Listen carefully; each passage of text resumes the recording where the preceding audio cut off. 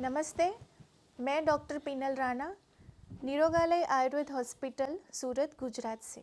आज हम यहाँ हिमालय की वादियों में देहरादून के पास स्थानों स्थित एक जगह पे आए हैं और यहाँ पे हमारे साथ है स्वामी भास्करानंद जी, जो कि एक रिटायर्ड पुलिस अफसर है और आयुर्वेद के एक महान वैज्ञानिक है।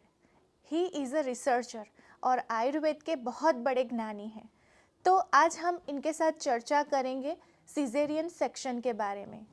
आज ज़्यादातर महिलाओं में नॉर्मल डिलीवरी की संभावना बहुत कम होती जा रही है और दिन ब दिन महिलाओं के पेट और बच्चेदानी काटे जा रहे हैं।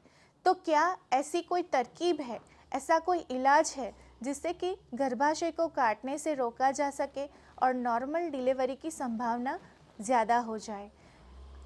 करंट रेशियो ये दिखा रहा है, करंट स्टेटिक्स ये दिखा रहे हैं कि हर 5 महिला में से एक महिला की सिजेरियन सेक्शन से डिलीवरी हो रही है।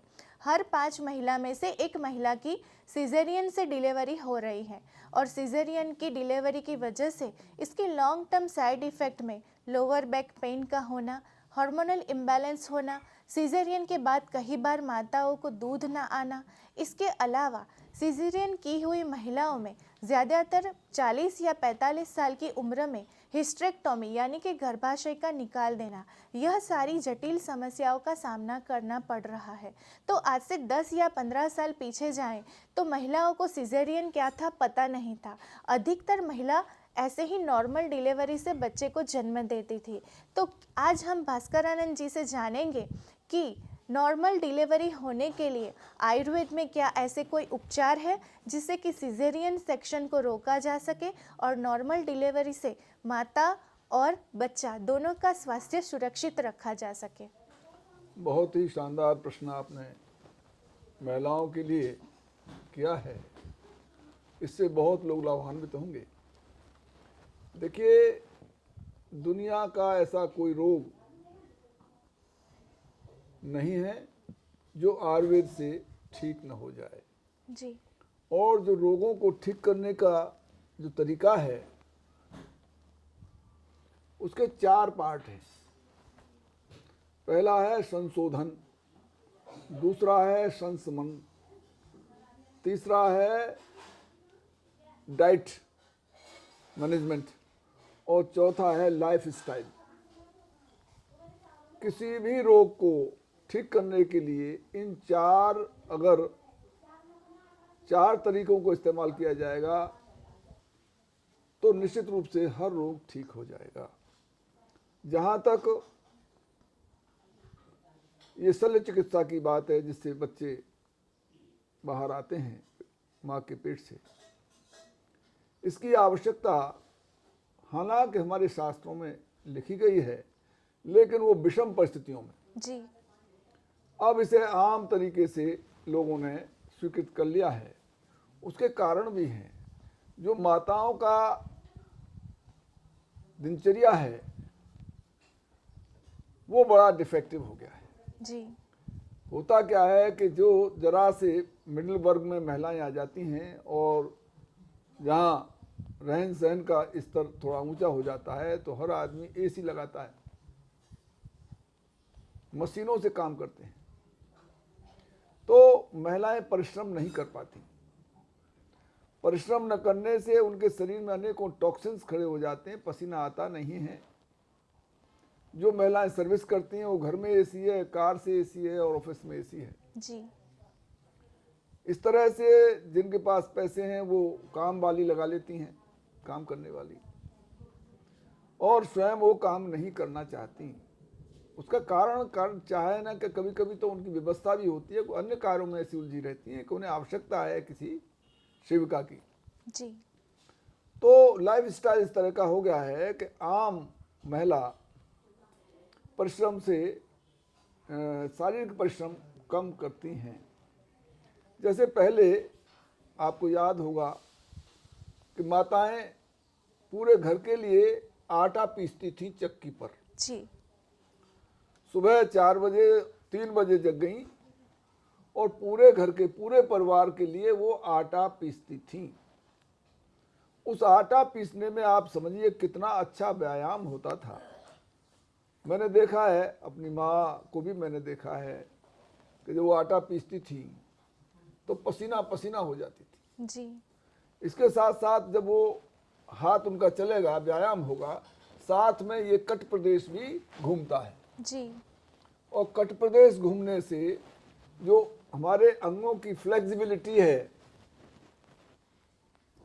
जो जो त्रिक भाग है शरीर का और पेल्विक गर्डल है, जी। ये सब एक तरह से इन मोबिलिटी बने रहने से फ्लेक्सिबिलिटी बनी रहती है। और जो धातुएं हमारी हैं, जिसमें जो जॉइंट्स हैं, उनमें कफ का साम्यावस्था और जो ऑयलिंग, जो उनके अंदर पैड होते हैं, वो सब सुचारू बने रहते हैं जी। ताकि वहाँ तरलता बनी रहती है। और जो उनके जेनेटल पार्ट्स हैं उनमें भी उस परिश्रम के साथ साथ वो सब हिलते डुलते हैं, तो उनमें भी फ्लेक्सिबिलिटी बनी रहती है। अब इस तरह का लाइफस्टाइल नहीं रहा, महिलाएं परिश्रम नहीं करती, तो इस पोर्शन में उनकी रिजिडनेस, स्टिफनेस बन जाती है नर्व्स की, जो लगातार काम नहीं करती। जी। और उसी वजह से जो पोर्शन है, वहाँ मसल्स और टेंडल्स हैं, वो भी सख्त हो जाते हैं, उनमें भी फ्लेक्सिबिलिटी नहीं रहती। अब इसके अलावा अगर हम इसे, ये तो रहा पुराने जो स्थिति थी उससे सामान्य तरीके से प्रसूताएं अपना सुखपूर्वक प्रसव कर लेती थी।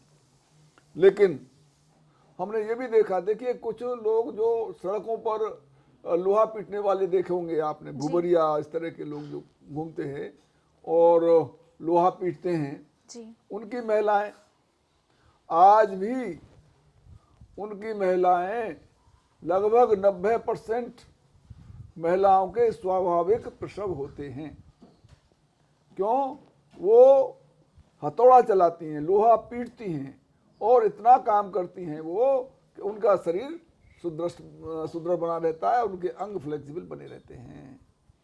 तो इस तरह की जो समस्याएं हैं उन्हीं लोगों में ज़्यादा हैं जो आराम तलब महिलाएं हो गई हैं। जी।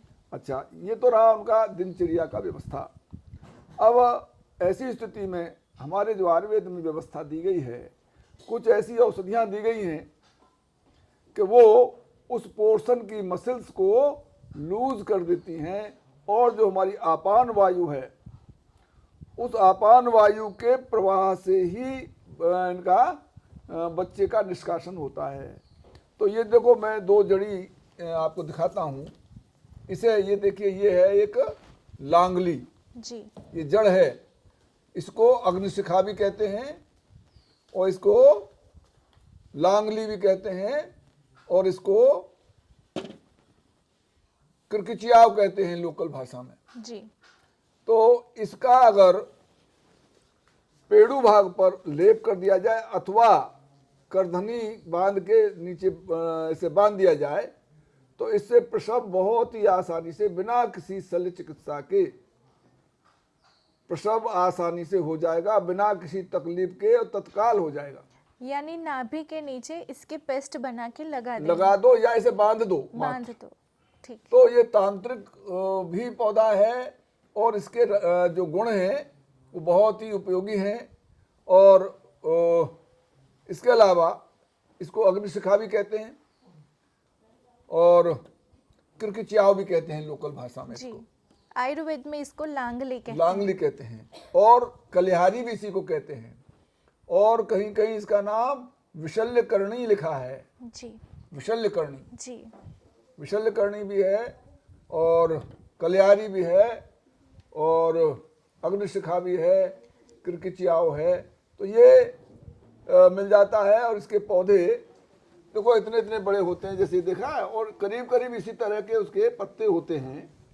इस पर जब फूल आता है, इस कलर का लाल लाल फूल आते हैं और बहुत ही सुंदर, काफ़ी चौड़ा फूल आता है। इसकी जड़ पंसारी के यहाँ आसानी से उपलब्ध हो हाँ, जाती है। सूखी मिलेगी ये, जी, सूखी भी लगा सकते हैं। सूखी लगा सकते हैं। जी। ये तो ताजी है, मैं इसे जंगल से खोद के लाया जी, कुछ पारे के में काम करने के लिए, तो ये मेरे पास उपलब्ध थी।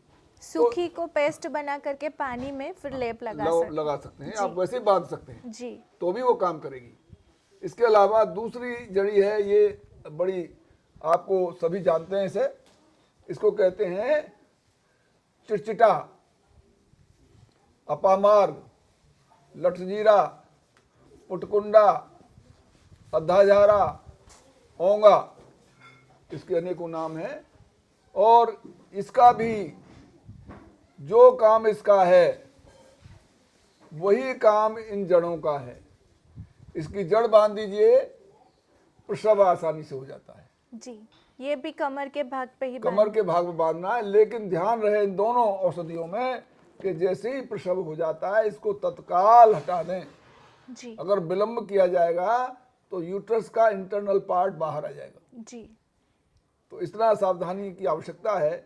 और कहीं कहीं बहुत से लोग इसे गर्भ गिराने में भी करते हैं, जो अच्छी बात नहीं है, गर्भ नहीं गिराना चाहिए। ज्यादातर लोग ये मानते हैं कि जड़ी बूटी देरी से काम करती है, लेकिन ये आपने बहुत शानदार काम करती जी, है। आपने जिस तरह से बताया कि अगर देरी से निकालेंगे तो बच्चा बाहर आने के बाद गर्भाशय भी बाहर आ जाता जाएगा। है। तो यह ताकत है आयुर्वेद की जड़ी बूटियों जी, की। जी, जी। ये कितनी ताकतवर औषधियाँ होगी कि बच्चा निकलने के बाद अगर ये जड़ी को नहीं हटाया तो पूरा गर्भाशय भी बाहर आ सकता है। आ यह जाएगा। ताकत आयुर्वेद की है, जड़ी बूटी की है और हमारे देश के विज्ञान की है। और ज़्यादातर लोग मॉडर्न साइंस की ओर डाइवर्ट हो रहे हैं, तो इसके लिए मैं यह कहना चाहूँगी कि अंग्रेज़ आए, अंग्रेज़ चले गए, लेकिन हमारा आयुर्वेद आज पीछे रह चुका है।